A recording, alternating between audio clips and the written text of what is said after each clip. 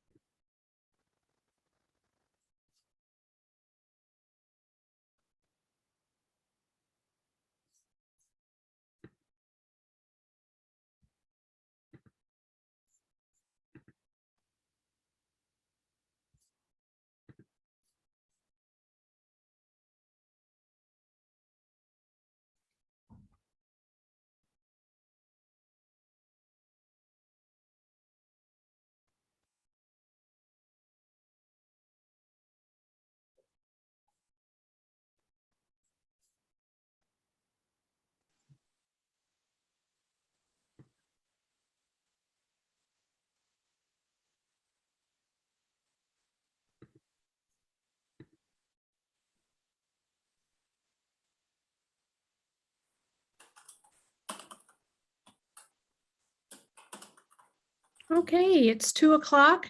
We want to welcome you to Restarting and Energizing PFACs, easy to implement how-to lists. Today, we're going to take a half hour and no more to talk about meeting remotely.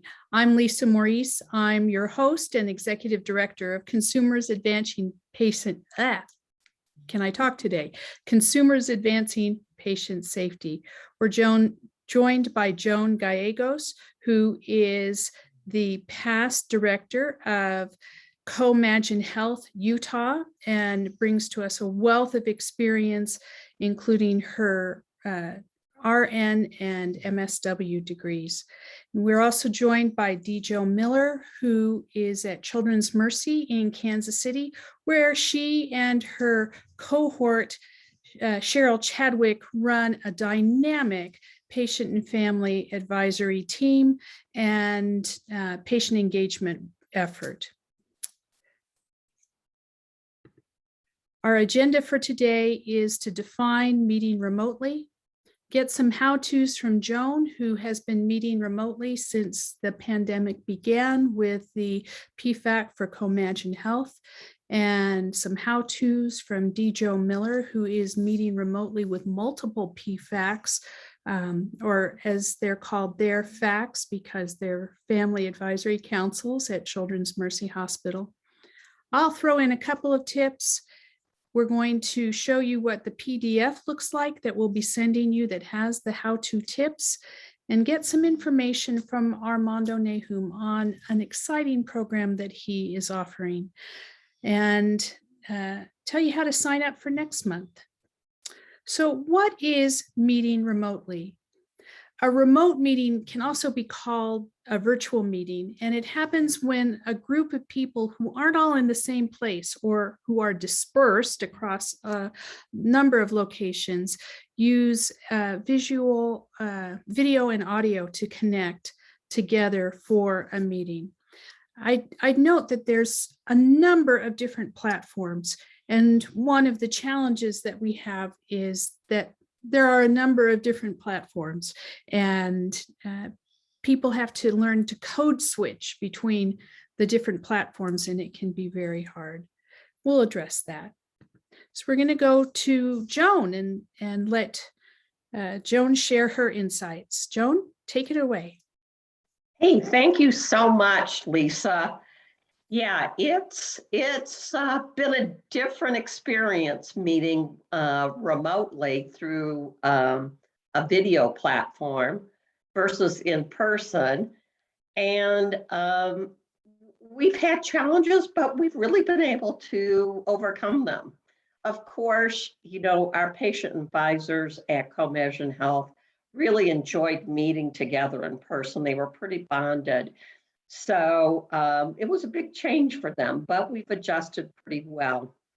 Here are just some basic tips that seem to make our virtual experience go much easier in the pandemic. And we had to make sure that each of our advisors had the necessary equipment. We have one advisor who is on a tight income. and wasn't able to afford some updated PCs. So we were able to get him a PC, and so he was able to connect in. The other thing is to make sure that all the advisors have the necessary information technology to connect in. And you know what we found is that we had to hold hands with some advisors more so than others. For instance, some of our older advisors, we really had to spend one-on-one sessions with them, and not just one session, but several of them on how to use the platform. And there can be little modifications that happen that'll throw somebody off. So, offer a pictorial example of how to use the platform. And here's one thing I think is so important, is you need to practice patient and non-judgmental coaching. I basically was the one working with a lot of these advisors. And, no matter how many times it seems you can train them, it always is sometimes a challenge for some of them. And some of our other staff get a little frustrated with it, thinking, I've already talked to them about that. You can't do that. You gotta be prepared to, walk through and be judgmental and repeat the training as necessary. And there's one advisor, I'm just going to give an example, an older advisor who's just been so wonderful with us. But I basically have to remind him pretty much every meeting, it's going to be virtual and how to get on. And he really appreciates that level of attention. And finally, I like this one, educational level does not equal technology savvy level. This individual I was speaking with has a PhD in German and has wonderful things to share, was a caregiver of his wife with Alzheimer's, is very involved in the community. But, and I can testify, I just want to say that sometimes the technology is hard for me too. So next screen.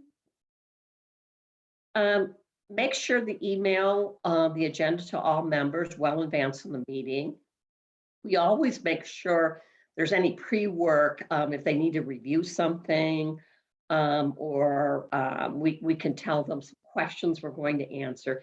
So we're not wasting time during the meeting, having them read things or get up to speed. And some of our PFAC members can print documents from home. And one other, another individual just couldn't do it. So consider using snail mail or the US Post Office for members who lack printing capabilities. And some members just like to have those hard copies in front of them. Thank you. Next screen.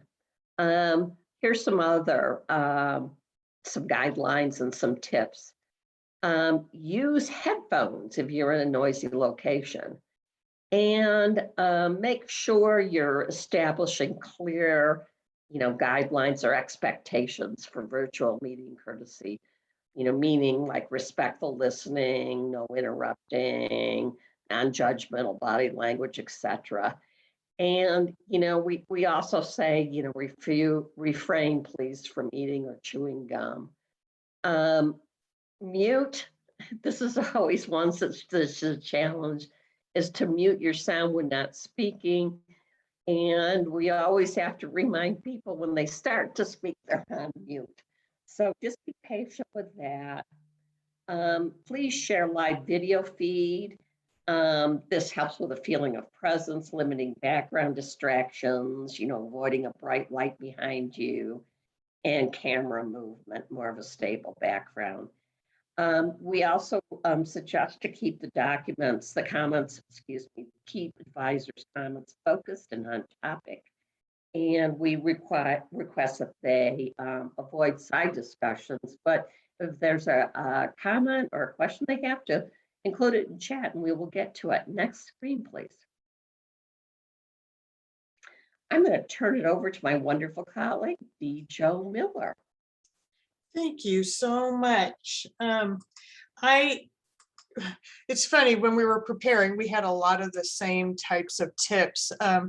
So I'm going to just add on a little bit more and share some about how to facilitate these virtual meetings. So it's important to remember that when you're meeting remotely, it means that you have to draw people into the conversation with your words, instead of relying on that body language that is shared when you're in the same physical location. So be prepared to manage the conversations. Participants will be engaged in when the conversation doesn't stray off topic. Sometimes, people can start to dominate the conversation and take it elsewhere. So, it can be hard, but to say, that's a good point. Let's make note, and we'll talk about that later. They also learn that if you call on them, they're going to pay more attention. So make sure that you are, have that list of names of who's joined the meeting and talking to them and calling them out. After someone speaks up, give them a little verbal acknowledgement. Since you can't look across the room and smile and nod, just a simple thanks for sharing, or that's a really interesting observation. Just always remember that you're engaging people with your words. So the next slide. So you got to know your group. We have planning meetings before our PFAC meetings. So we'll discuss the topics that are on the agenda with our PFAC chair, and we'll tee up that person with the names of people who may have had previous experiences that we want to make sure we're drawing into the conversation, so that they can kind of sometimes speak first, so that we don't have the same 4 or 5 people that are always talking. That disengages the other members of that meeting. So you want to make sure that you're sharing the wealth, and sometimes just being able to say, introducing a topic and then saying, Joe, I'm curious to hear your thoughts about this, before somebody else has that opportunity to speak up and kind of dominate that conversation. So conversely, give time for silence. That gives people a chance to think before answering. And as I mentioned, we'll have conversations about potential names to call on, or to comment if nobody is speaking, so that PFAC chair or whoever's kind of leading that conversation has that ahead of time, so that they can be more proactive. And we will ask people to type into the chat in addition to the verbal conversation. So it's kind of a balancing act, and I'll talk about it on the next slide. You need to have multiple people helping it. This is a group effort on managing these meetings and engaging all of the participants. So you can go to that next slide and designate that note taker. So facilitating the meeting takes your attention, to be paying attention to kind of those notes that we had talked about ahead of time. So you want somebody else that's taking the minutes. You want somebody else that's keeping an eye on time. And I'll give you, this is a golden tip. A lot of times we're texting between those facilitators during the meeting, about somebody else said this in chat, so that they can then read that and cue that up. Or if we're getting short on time, we can kind of do that behind the scenes, because we want to make sure that we keep that flow going. Also, engagement isn't just during the meeting. So it's important to keep the advisors update and conversing more than just during those meetings. It's just that virtual meeting is just a portion of the engagement. And so we did some research after we moved to remote teleboard, the move to a virtual family advisory board, and it showed us that virtual engagement can be as inclusive as an in-person meeting. And this virtual platform has given us the opportunity to engage a broader range of advisors. So those can take a break during work and join on their phone, or those that live further away, they can now participate. And as Joan mentioned, be flexible. It's hard and it's different, and sometimes we're not as good as we were last month, but just be proactive and keep people connected. Lisa, I'm gonna pass it on to you. You're on mute. And that's what we can say. So the toolbar moves when you share your screen, and everything is a little bit different. And that's one of the things that's so important to understand. I really appreciate, first of all, though, Joan and DeeJo offering their expertise, because they're doing this every month, sometimes multiple times a month, and know a lot more than I do about how to do these things. But one of the things that patients have talked to me about is, oh my goodness, Lisa, I'm on this committee and I'm on this committee and I'm on this committee. And they all three, as I mentioned earlier, may have different platforms that have different ways that you sign in, different ways that you turn on your camera, different ways you show a background. And it's all very confusing for people who have a little bit harder time with information technology. Hey, word changed again today, and it's trying to get my newsletter out with that. It's kind of a fun experience. So be aware of what technology you're using, and make sure that people have that information available to them. For screen sharing, try to make your screen as large as possible, because however big it is, and right now I have this taking up my entire screen, it's going to look smaller on other people's screens. And you may have people who are watching on their phone, which will, I have a brother in real estate, and he said, try selling a house with a 2x2 thumbnail. It's hard to see everything. So consider making it as large as possible so people can see it. And how many of you have had this sense of, oh my gosh, another Zoom meeting? Oh my gosh, they just make me so tired. And there is Zoom fatigue going on, whether you're using Zoom or WebEx or Ring or free conference call, whatever your platform is. And part of it is looking at yourself. Now think about it. If you're sitting at a conference table and everybody's sitting around the conference table, you can't see you. You can only see everybody else. But on all of these platforms, they put you up in the very top, tippy, most prominent position, your picture. Sometimes you can move that away. You can usually drop and drag those, but staring at yourself is tiring. So a couple of suggestions: look at the other people, and especially the speaker. And another would be to stare at your green dot or amber dot or whatever color shows up on your device, because that is like looking in somebody's eyes. If you're looking at the picture, your gaze is going to turn away necessarily, because the picture is not lined up usually with the camera. So try not to stare at yourself. Try to stare at the camera, and you will be making better eye contact, as it were, with the people that you're talking to. So if you show the gallery view instead of a screenshot view, you'll also have an easier time with your eye gaze, or instead of a one-person view, you'll have an easier time with your eye gaze going around. When I was in radio a million years ago, another thing that we tried to teach announcers to do is not to talk to everybody out there in radio land, but to talk to one person.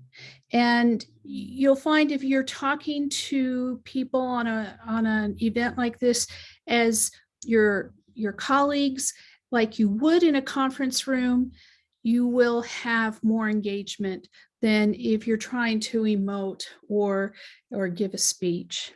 And it just generally will go better. Now let's see if I can find the next slide. So that's the information that we have for you. We promise to keep it short and sweet, and I think we're more than doing that.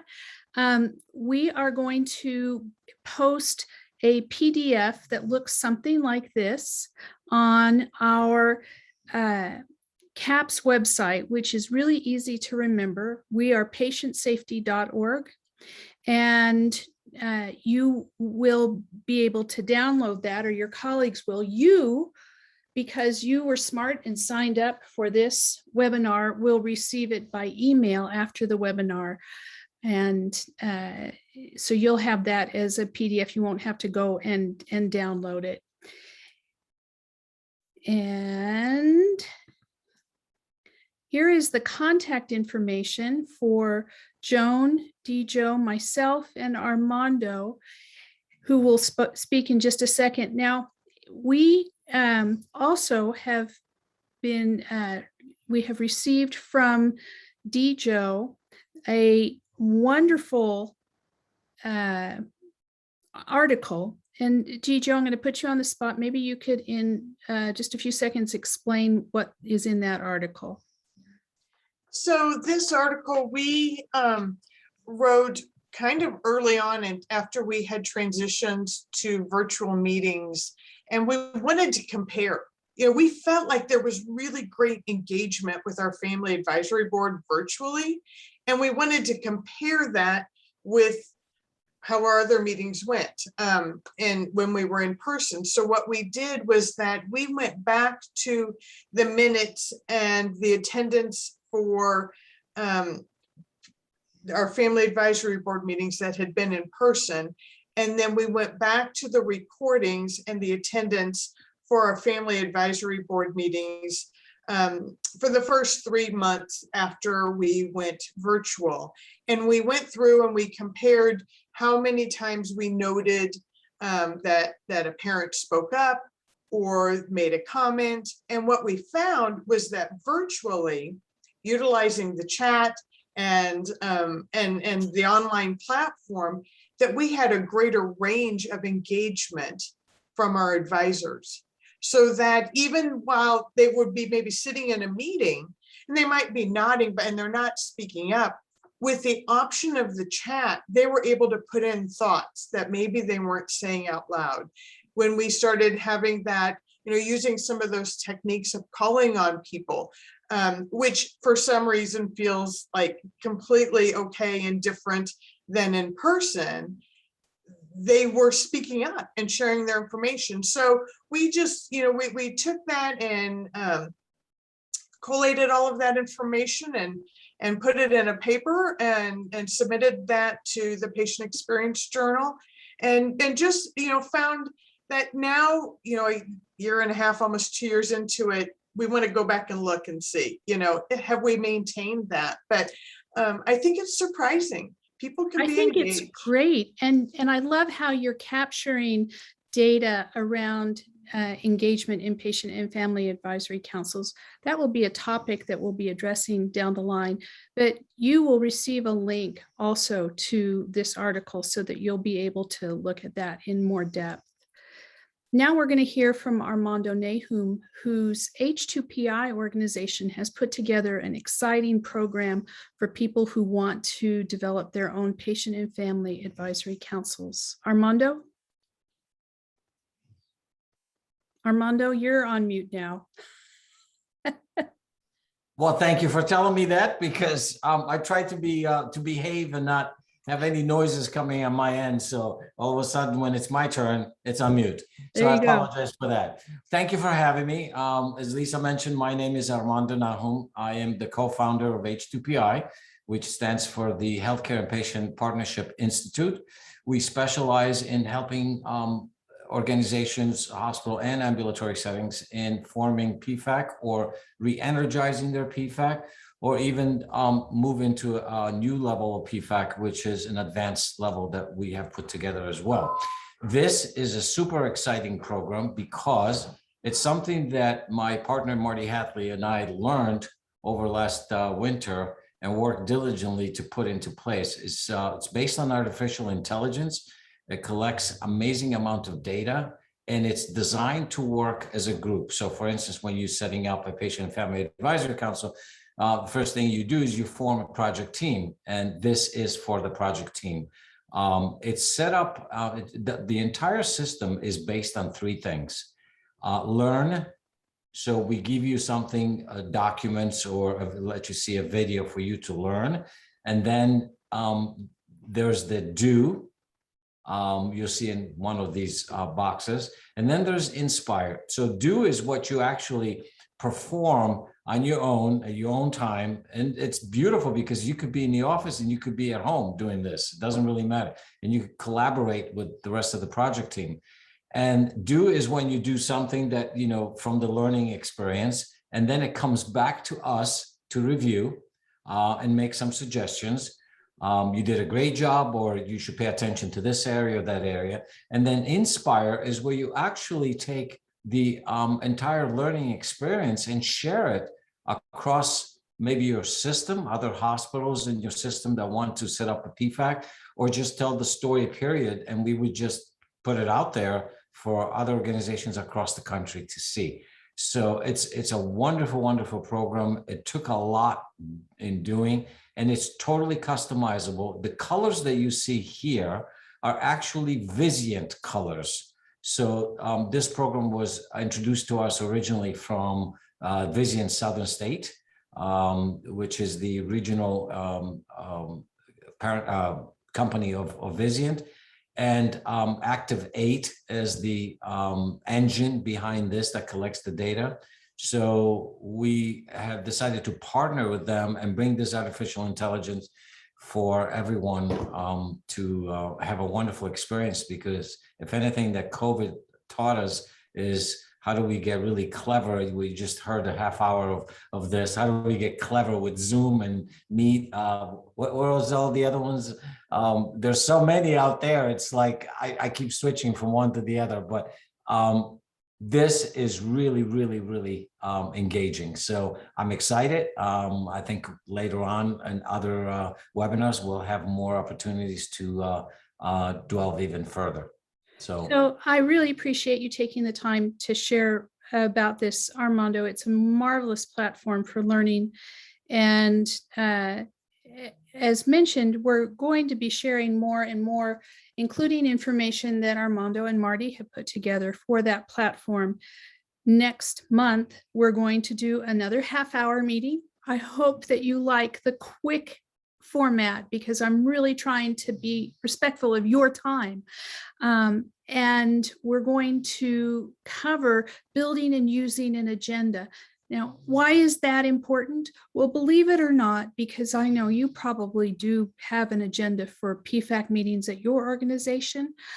Only 25%, according to my friends at the IPFCC, the Institute for Patient and Family Centered Care, do. And that's really unfortunate, because especially in these virtual times, that agenda is the glue that's going to hold your meeting together. And it's really important. So you'll get more information about registering for that meeting with the Zoom link. We have that hot already, so you could click on it today. The newsletter for CAPS should be going out tomorrow for September, and the link will be in there as well. And then we'll send some reminders to you so that you won't miss that half-hour meeting. I really appreciate everyone who's taken the time to join us today. If you have any questions, I probably have time for one. If I don't see any in the chat, I saw a couple of our great colleagues, Brian Isitz and Bill Adams and a couple of other people have written in the chat, and I appreciate that. It's always good to hear from good friends. So does anybody have anything else?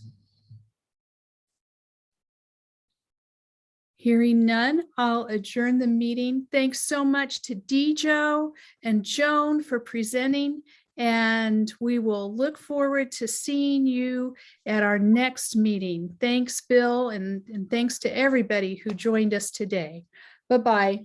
Bye. Thank you. Bye.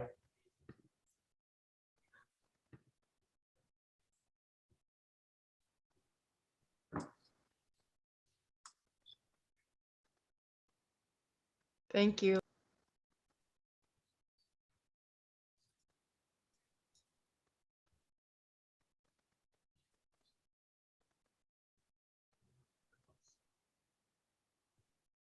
Lisa, do you need me to stay on? No, I think you're good. You've got a big meeting to get ready for. Yeah. So we'll see you. Thanks, Okay. Armando. Thank you very much. It was Okay, great. bye-bye. Bye-bye.